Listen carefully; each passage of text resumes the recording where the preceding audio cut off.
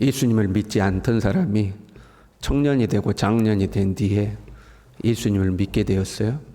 교회를 나옵니다. 그 사람이 예수님을 믿지만 하나님 앞에 11조와 봉헌을 온전히 하는 신앙인으로 자라는 것은 결코 쉽지가 않습니다. 교회를 다니지만 11조 하는 신앙인이 된다는 것은 결코 쉽지가 않죠. 간혹 그런 생각을 할 때가 있어요. 나는 목회자지만 만약에 내가 목회자가 아니라 평신도로 살았다면 온전한 11조를 하고 살았을까? 상당히 많은 유혹들이 있었겠죠. 그렇지 않습니까? 11조를 하고 사는 것은 하나님 앞에서 한편으로는 당연한 거지만 한편으로는 대단한 겁니다. 자기의 소득의 10분의 1을 하나님 앞에 변함없이 드리고 또 하나님 앞에 봉헌을 하고 산다는 것은 결코 쉽지가 않습니다. 이게 습관이 되어야 되거든요. 어릴 때부터 교회 안에서 자라고 어릴 때부터 신앙의 훈련을 받아서 하나님 앞에 나와서 예배 드리는 것, 하나님께 11조를 드리는 것, 하나님 앞에 봉헌을 하는 것, 이게 몸에 배도록 하는 것, 그게 이제 자연스럽게 되는 거죠. 그게 참 중요합니다. 그렇게 해도 고비가 옵니다. 직장에 들어가서 취업하면 한번 고비가 옵니다.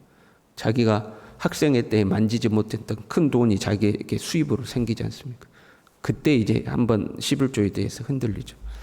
두 번째 고비가 결혼을 하면 또 흔들립니다. 결혼을 해서 가정을 이루고 나면 그때 또 하나님 앞에 11조를 하는 데 있어서 많은 유혹들이 생기게 됩니다. 그 큰 고비들을 넘기고 하나님 앞에 드리는 것이 자기 몸에 습관으로 배면 당연한 게 되도록 하는 거죠. 당연히 내게 수입이 들어오면 하나님의 것을 구별하여 먼저 구별하는 것, 이게 이제 습관이 되도록 할 필요가 있습니다. 11조에 대해서 세 번째 새벽 시간이거든요. 11조를 잘 하시는 분들이 새벽에 나오는데 하는 것은 목회자가 11조에 대한 설교를 쉽게 못합니다. 이렇게 성경을 쭉 강해에 가다가 말라기를 만나야지만 11조를 할 수가 있어요. 그러니까 성경을 쭉 강의하다가 말라기 만나는 게 한 3년에서 5년에 한 번 만납니다, 이걸. 절대 쉽지가 않죠.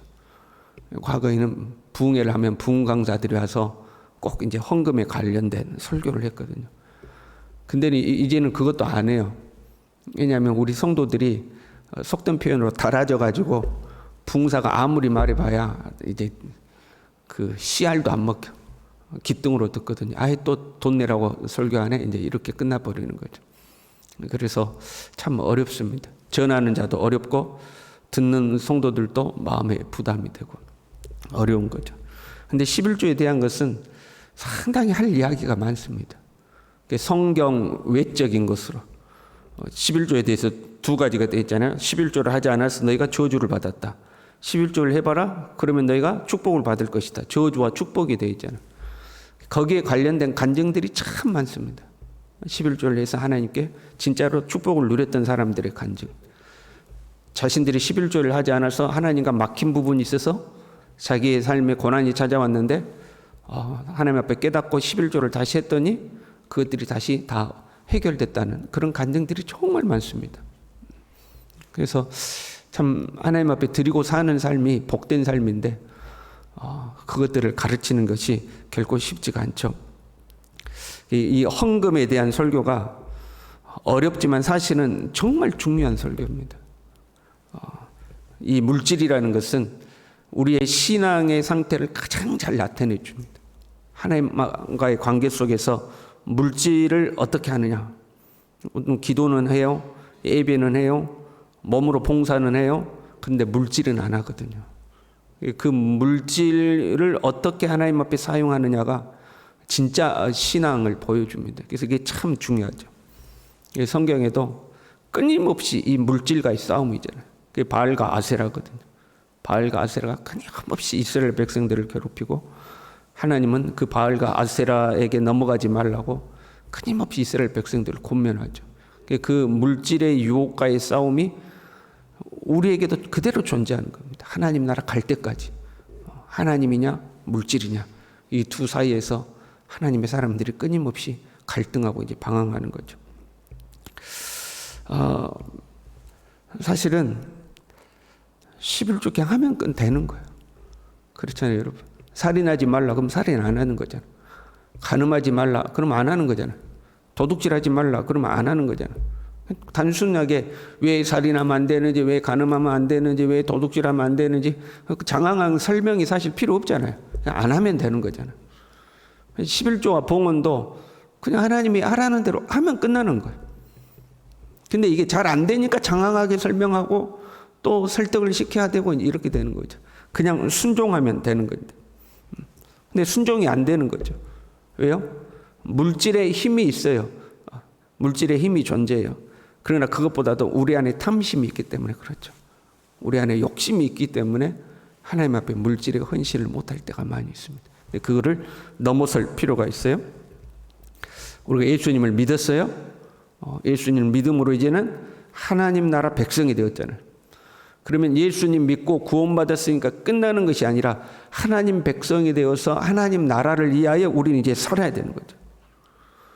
근데 예수님을 믿었지만 내 삶의 목적이 하나님의 나라에 있지 아니하면 이제는 하나님 나라를 위하여 나는 사는 존재다.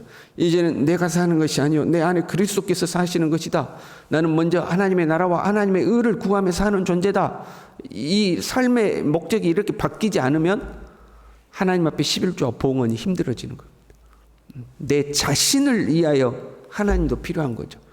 내 자신의 삶이 평안해야 되고 내 자신의 삶이 부유해야 되니까 간혹 그것을 위해서 봉헌을 하기도 하죠. 내가 이만큼 드렸으니까 하나님 나한테 뭔가 주지 않겠는가 이런 기대 때문에 봉헌을 하는 거죠. 나에게 그런 것이 오지 않는다 할지라도 하나님 나라를 위해서 내가 주님 앞에 드린다 이게 돼야 되거든. 그러니까 신앙생활의 목적, 내 삶의 목적이 하나님의 나라를 위한 게 돼야 되죠. 그래야 주님 앞에 봉헌을 할 수 있게 되는 거예요. 그러면 하나님의 나라를 위하여 내가 드리는 것으로 끝나는가? 그게 아니죠. 11조의 본래 취지는 하나님 나라를 위해 존재한다고 말씀드렸어요. 레인과 성전을 유지해 가는 거죠. 하나님 나라를 확장하고 유지하기 위해서 11조 제도를 하나님 만드셨는데 그럼에도 불구하고 거기에 축복을 약속해 놓으셨죠. 하나님의 백성들로 하여금 11조를 잘 들을 수 있도록 축복을 약속해 놓은 거예요. 그러나 그것도 하나님의 약속이에요. 그래서 하나님의 약속은 반드시 이행되게 되어 있습니다. 그래서 11조에 대해 축복을 약속해 놓으신 거죠. 하늘문을 열고 너에게 복을 쌓을 곳이 없도록 붙지 아니하나 보다. 노아 홍수 때 하늘문이 열리듯이 하나님께서 하늘문을 열어주신다는 거죠. 그런데 그 11조의 축복을 위해서는 조건이 있어요. 10절에 이렇게 되어 있어요. 너희의 온전한 11조를 창고에 들여 나의 집에 양식이 있게 하고 이렇게 되어 있어요. 너희의 온전한 11조. 11조는 온전한 11조를 드려야 돼. 성경에 온전한 11조를 하라고 기록된 이유는 뭘까요? 11조를 하기는 하지만 온전하지 않은 11조를 하는 사람들이 있다는 거예요. 온전한 11조를 어디에 드려라? 나의 집의 양식이 하나님의 집 창고에 드려야 되는 거예요. 두 가지죠. 온전한 11조를 하나님께 드려야 돼. 그런데 가만 보니까 11조를 하기는 하는데 온전하지 않은 11조를 하는 사람이 있어요. 하나님 창고에 드려라. 가만 보니까 11조를 하기는 하는데 하나님 창고가 아닌 다른 창고에 넣는 사람이 있다. 자, 온전한 11조라는요. 하나님은 이 유목민이던 이스라엘 백성들에게 11조를 할 때 이제 양의 11조를 하지 않겠어요? 그러면 양이 지나갈 때 막가지를 세워놓고 숫자를 세는 거죠. 하나, 둘, 셋 세다가 10번째에 양이 걸리면 그건 무조건 하나님께 바치는 거죠. 그 우열을 바꾸지 말라 그렇게 됐어요. 10번째에 병약한 것이 걸렸든지 튼실한 것이 걸렸든지 그걸 걸렸으면 하나님께 무조건 바쳐야 돼요. 사실 10번째 것을 하나님께 바치라고 하는 것은 하나님이 하나님의 백성들을 배려하신 겁니다. 가장 좋은 것을 바쳐라 그럴 수 있잖아요. 11조의 다른 봉헌물 또는 하나님 앞에 드리는 번제물은 하나님 앞에 흠없는 가장 좋은 것을 바쳐야 돼요. 그런데 11조는 10번째 것을 바치라고 그랬어요. 그냥 하나님 배려해 주신 거예요. 10번째 것이 병약한 것이 걸릴 수도 있잖아요. 그럼 병약한 것이 걸리면 그대로 하나님께 바치는 거예요. 그런데 튼실한 것이 걸리면 거기에 이제 유혹이 시작되는 거죠. 어떤 유혹이요? 아이고 이렇게 좋은 것을 바쳐? 왜? 어차피 죽여야 되는데 실한 놈 죽일 필요가 있냐 이 말이죠. 좀 약한 놈 어차피 죽이니까 약한 놈 죽여도 되지 않느냐 하는 거죠. 어차피라는 유혹이 찾아오는 거예요. 어차피라는. 그걸 바꾸면 안 되는데요. 또한 마태복음 23장에 보면요. 11조에 관해 나와요. 23절 마태복음 23장 23절에 이렇게 되어 있어요. 화 있을진저 외식하는 서기관들과 바리새인들이여 너희가 박하와 해안가 근처에 11조는 들이되 율법에 더 중한 바 정의와 긍휼과 믿음은 버렸도다. 그러나 이것도 행하고 저것도 버리지 말아야 할지니라 이렇게 되어 있어요. 그리고 그 다음 24절 말씀이 이렇게 되어 있습니다. 맹인된 인도자여 하루살이는 걸러내고 낙타는 삼키는도다. 그러니까 작은 것은 하나님 앞에 11조를 해요. 그런데 큰 것이 생기면 안 한다 이 말이에요. 작은 것에 대해서는 하나님 앞에 11조를 하고 사는데 내게 갑자기 큰 수익이 생겼어. 그럼 그건 안 하는 거예요. 하루살이는 걸러내고 낙타는 삼켜버리는 거죠. 여러분 평상시에 11조를 하던 사람이 큰 수익이 생겼어요. 그러면 안 하게 돼요. 그러면 자기 마음에 가책이 생기지 않겠어요? 그러면 그 가책을 어떻게 없애요? 자기 합리화를 지키기 시작하는 거죠. 이것은 이러니까 저것은 저러니까.